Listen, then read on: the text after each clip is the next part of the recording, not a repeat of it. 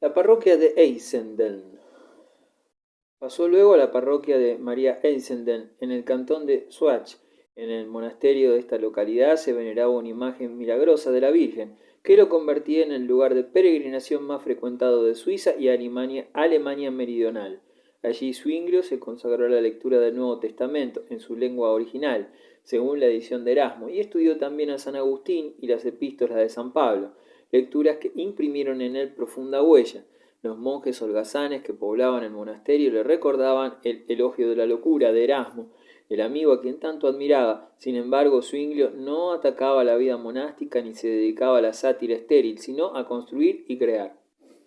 En 1518 un vendedor de indulgencias acudió a instalarse cerca del monasterio y se dedicó a traficar con ellas como Tetzel en Wittenberg. Entonces Zwinglio proclamó a los cuatro vientos todo cuanto opinaba de aquellos sistemas. Al igual que Lutero, obró con firme convicción de que la propia Iglesia cuidaría de poner fin a tantos desórdenes. Ulrico en Zúrich. En todo este tiempo, Ulrico Zwinglio había adquirido tal reputación de predicador que en 1518 pudo extender en forma muy considerable su radio de acción, y así aquel mismo año fue trasladado a Zúrich, la ciudad que, desde el punto de vista de la industria y del comercio, era la más próspera de la Suiza alemana, si bien los suizos de la antigua generación la consideraban como el centro más corrompido que tenía el país, a excepción tal vez de la ciudad de Ginebra. Zwinglio se enfrentaba, pues, con una grave tarea, pero sus sermones causaron pronto gran impresión. En 1519 una terrible epidemia diezmó a la población de la Suiza septentrional, y Zwinglio cumplió su misión espiritual con auténtico desprecio de la muerte, hasta que a su vez fue atacado por la peste, pero pudo superar la enfermedad y prosiguió su labor en cuanto se levantó del lecho. Sin embargo, algo había cambiado en él. En medio de sus sufrimientos y ante el umbral de la muerte había experimentado aquella crisis espiritual latente desde el día en que se dedicó de lleno al estudio del Nuevo Testamento. A la sazón el movimiento provocado por Lutero en Alemania lo arrastraba en su torbellino.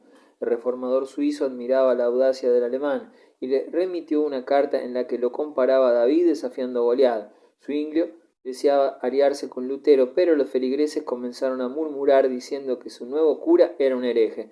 La situación se agravó en 1522, cuando Zwinglio publicó su primer escrito en favor de la Reforma, obra en la que atacaba la doctrina de la validez de las buenas obras según la Iglesia católica, y también en especial las disposiciones vigentes sobre los ayunos. Zwinglio afirmaba que aquellas prescripciones se hallaban en contradicción con la doctrina de Jesús y de sus apóstoles, y oponía a aquellas imposiciones sus teorías acerca de la libertad evangélica. Defendía también el derecho de los sacerdotes a contraer matrimonio, ya que en aquel mismo año, 1522, el propio Zwinglio se había casado. Conflictos religiosos en busca de orientaciones. Muy pronto, los mayores dignatarios de la ciudad, eclesiásticos y seglares, se declararon partidarios de Zwinglio, y el movimiento reformista conquistó también adeptos en otros lugares de Suiza. En 1522, un fraile franciscano, Francisco Lambert, acudió a Zúrich para buscar solución a sus problemas religiosos. Había leído las obras de Lutero y se iniciaron sus dudas acerca de la doctrina católica. También oyó hablar de Zwinglio e iba a Zúrich para verlo. Ambos se entrevistaron durante un debate solemne en presencia del cabildo de la catedral, y la polémica duró más de 4 horas, terminando al fin con una declaración de Lambert en la que confesó hallarse enteramente convencido. Luego partió a Basilea para visitar Erasmo, y de allí fue a ver a Lutero en Wittenberg, tomó los hábitos y se casó. Más tarde, Lambert fue profesor en Marburg y jefe reformista en Hesse, inspirándose en la doctrina de Zwinglio. En Zúrich los conflictos religiosos habían provocado irregularidades en las iglesias, y el Consejo Municipal dispuso que se celebrara un debate público el primer año de 1523, en que los sacerdotes de la ciudad y de sus alrededores se reunirían en la alcaldía y expondrían sus opiniones. Zwinglio tuvo ocasión de dar a conocer su programa de reforma, formulando 67 proposiciones, y en el que proclamaba la libertad del cristiano respecto de la Iglesia. Como nadie refutó sus argumentos, el Consejo le dio su apoyo y prohibió en el cantón de Zúrich toda predicación que no se basara directamente en la Biblia, decreto que instituyó oficialmente la Reforma en Zúrich. Zwinglio y el luteranismo.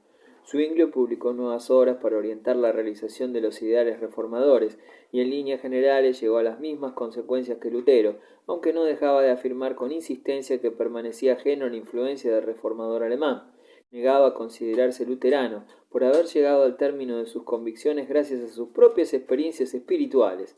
Asimismo, se había rebelado contra el tráfico de las indulgencias, al margen por completo de su émulo de Alemania, y por tales razones no quería ser llamado luterano, sino cristiano solamente. A partir de 1523, Zwinglio adoptó una posición completamente personal, pero su biblioteca demuestra que anteriormente había leído muchas obras de Lutero. Está bien demostrado que la actuación de Lutero contra Eck en la histórica polémica de Leipzig impresionó vivamente a Zwinglio y lo persuadió de que el poder pontificio no se basaba en el Evangelio, y así aparece insinuado en su correspondencia. Según el historiador Burckhardt, Lutero lo inició en los nuevos caminos. Burckhardt también llegaba a la conclusión de que Zwinglio era, desde el punto de vista puramente dogmático, más receptivo que creador. En cambio, en la acción concreta demostró extraordinaria independencia. Por otra parte, no sólo por amor propio se negaba a Zwinglio con tanta energía a ser considerado un discípulo de Lutero, trataba de establecer sólidamente su reforma en Zúrich y para ello debía evitar a toda costa la excomunión ya pronunciada contra aquel. El historiador Sisberg dice: sin el menor género de duda, Zwinglio experimentó la influencia de Lutero, pero no se puede afirmar aún categóricamente bajo qué aspectos y en qué medida. Las relaciones entre Lutero y Zwinglio terminaron en ruptura, y la amistad que unía a Zwinglio y a Erasmo corrió idéntica suerte, pero en este caso fue el maestro quien se alejó de su discípulo, del mismo modo en que éste se distanció de Lutero. La lucha entre la antigua y la nueva fe.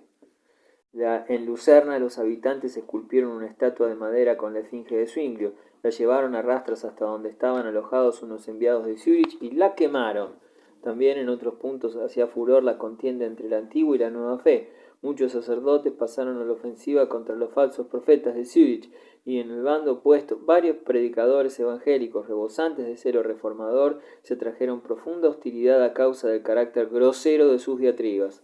Exteriormente, la lucha doctrinal se centraba en dos puntos: el dogma de la Eucaristía y el problema de dilucidar si debían o no tolerarse las imágenes de santos y los crucifijos en el interior de las iglesias, o fuera de ellas. El Consejo Municipal trató de resolver la cuestión organizando nuevos debates públicos, el primero de los cuales se celebró en 1523 en el Ayuntamiento. Se invitó a todo el bajo clero del cantón, así como a los obispos de Constanza. Zúrich pertenecía a dicha diócesis, de Basilea y de Coria, a que participaran en ellos, lo mismo que los profesores de la Universidad de Basilea y representantes de los diversos estados de la Confederación. Los obispos replicaron que no querían ni oír hablar del proyectado tan impío como el revisar los dogmas de la Iglesia. También los estados rechazaron la invitación prácticamente por unanimidad. Los debates prosiguieron y en 1524 pudo llegarse a un acuerdo sobre las imágenes de los santos y los crucifijos, objetos que, según decían, se hallaban en contradicción con el espíritu del Evangelio y por consiguiente debían ser desterrados de los templos. En cuanto al sacrificio de la misa, Zwinglio pretendía que la comunión no era un sacrificio, sino simple conmemoración de la muerte de Cristo. La mayoría declaró estar de acuerdo con sus ideas, y desde entonces el triunfo de la Reforma en el cantón de Zúrich quedaba asegurado. El Consejo nombró una comisión de 6 sacerdotes y 8 laicos a fin de que cuidaran de la implementación de la nueva liturgia, y Zwinglio redactó instrucciones para los eclesiásticos del cantón, doctrina que se convertía así en la religión oficial del mismo. Los caminos de la intolerancia. Zwinglio se vio entonces abrumado por un aluvión de cartas consultándole acerca de numerosos problemas planteados por el pleno establecimiento del nuevo culto, que le llegaban de Suiza, Alemania y casi la mitad de Europa. Zwinglio llegó más lejos que Lutero, condenaba todo cuanto no estaba específicamente ordenado por la Sagrada Escritura, mientras que Lutero toleraba todo cuanto no estaba explícitamente prohibido. Humanista y músico, Zwinglio, sin embargo, desterró de los templos los cuadros, frescos y obras de arte, y prohibió los cantos y el órgano en el ejercicio del culto. Farnes, biógrafo de Zwinglio, admite que el carácter de reformador no estaba exento de obstinación, de terquedad, incluso de una brutalidad que no guardaba miramientos con nada. Tales defectos lo arrastraron a una grave intolerancia, y así, por ejemplo, ocurrió en el año 1525, cuando Zwinglio hizo primero torturar y luego desterrar a los jefes de un grupo de anabaptistas de Zúrich. En otros diversos puntos de Suiza se acumulaban violentos rencores contra Zwinglio y sus adeptos. Los más hostiles eran los 3 cantones primitivos, Uri, Schwyz y Unterwalden, así como los cantones de Zug y de Lucerna. En otros puntos, la reforma se extendió abarcando la importante ciudad de Berna y su cantón. La doctrina de Zwinglio halló también numerosos prosélitos en Basilea y en Schaffhausen. Estalla la lucha. La controversia de Marburgo. Mientras que la Reforma obtenía victorias en Alemania y en Suiza, estalló la lucha entre sus dos principales tendencias. El conflicto concernía en primer lugar al dogma de la Eucaristía. Lutero rechazaba la doctrina católica y de la transubstanciación, es decir, el dogma que afirma que el pan y el vino se convierten en cuerpo y sangre de Cristo durante el sacrificio de la misa. Si bien, por otra parte, negaba también la doctrina de Zwinglio, que consideraba la comunión como una simple conmemoración simbólica, una ceremonia en que los hombres expresaban su agradecimiento por la bondad que el Hijo de Dios había demostrado hacia ellos. Lutero mantenía que Cristo en persona estaba presente en el pan y el vino, y lo expresaba metafóricamente, de igual modo que el hierro sigue siendo hierro cuando está rojo, aun hallándose enteramente penetrado por el fuego. También el pan y el vino siguen siendo pan y vino después de la consagración, pero están enteramente penetrados de divinidad. En la Iglesia luterana la comunión y el bautismo seguían siendo sacramentos, una gracia de Dios y un medio para ofrecerse a la humanidad. El conflicto entre Lutero y Zwinglio adquirió trascendencia. Ambos se acusaron recíprocamente de orgullo espiritual, y cada uno pretendía que el otro conducía a sus adeptos por caminos erróneos. Varias personalidades se esforzaron en calmar a los antagonistas, en especial Felipe de Hesse, que propuso buscar una fórmula de compromiso y se ofreció como mediador. Esperaba con ello atraer de nuevo a Suiza hacia el imperio, lo que permitiría construir un frente sólido no solo contra el Papa, sino también contra los Habsburgo. Con la ayuda de miembros influyentes del movimiento reformador en Alemania meridional, Felipe consiguió organizar la celebración de un debate entre los jefes de ambas tendencias, confrontación que tendría lugar en la residencia de Felipe de Marburgo en otoño de 1529. La discusión fue en extremo agitada y los dos bandos se acosaron con severas réplicas. En plena polémica, Lutero endureció de tal modo su posición que Zwinglio, más sagaz en política, supo hacerse pasar por el más conciliador y presentar a Lutero como un adversario intransigente. El reformador alemán había escrito con tiza en la mesa: «Este es mi cuerpo», y todos los argumentos de su antagonista se estrellaban ante esta cita del Evangelio. Zwinglio daba al verbo «es» el sentido de «significa», y en el Evangelio de San Lucas la cita tomada por Lutero va seguida de las palabras «haced esto en memoria mía». En consecuencia, Zwinglio se atenía a este contraargumento y no quería ceder un ápice. En resumen, la tentativa de conciliación terminó en fracaso. Más tarde se llevaron a cabo otros intentos para que confluyeran ambas tendencias, que por otra parte solo diferían en detalle. Vanos esfuerzos que nos muestran el triste espectáculo de cómo la inteligencia y el amor del prójimo quedan reducidos al silencio a causa del bizantinismo teológico, la mutua intolerancia y el mezquino cálculo político. Al borde del abismo. De 1528 a 1529, Zwinglio alcanzó tal poder en Zúrich que decían de él que era burgomaestre y consejo todo en una pieza, pero la reforma no había aún ganado la batalla fuera de la ciudad y del cantón, y Zwinglio llegó a creer que la cuestión religiosa en Suiza solo podría resolverse por la fuerza de las armas. Cuando estalló la guerra que preveía desde tiempo atrás, él mismo estableció el plan de las operaciones y partió la guerra al frente del ejército protestante, viéndose a aquel fogoso pastor montar a caballo y marchar a la lucha con la alabarda al hombro, su ejército practicaba una disciplina ejemplar. Todos los días había sermón, al que eran invitados los soldados con redobles de tambor.